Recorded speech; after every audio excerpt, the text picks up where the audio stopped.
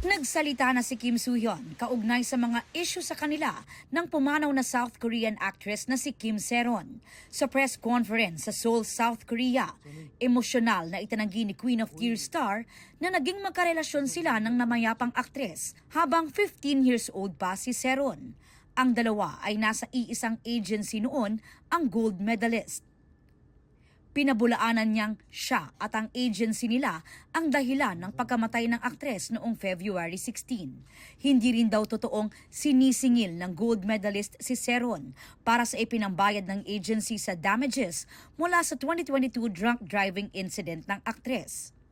저는 고인이 미성년자이던 시절 교제를 하지 않았습니다.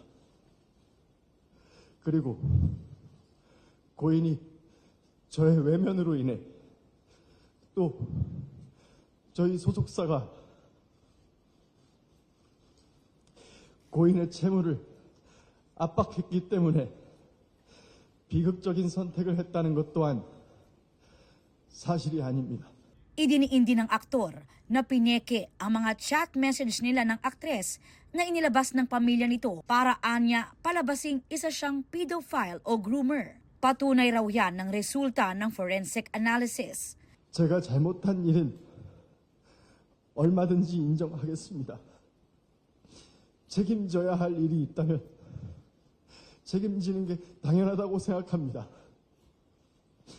하지만 하지 않은 일을 했다고 할 수는 없습니다. Sa pamamagitan ng kasama niyang abogado, sinabi ng kampo ng aktor na inihabla nila ng criminal and civil lawsuit ang pamilya ni Se-ron at ang YouTube channel na nagsiwalat ng mga ebidensya ng kanilang relasyon. Wala pa silang tugon sa press con ng aktor. Sa huli, nagsorry si Soo-hyun sa publiko pero hindi sila nagpaunlak ng katanungan sa press con.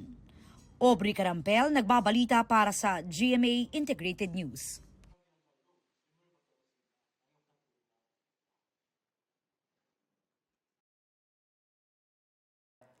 Huwag magpahuli sa mga balitang dapat niyong malaman. Mag-subscribe na sa GMA Integrated News sa YouTube.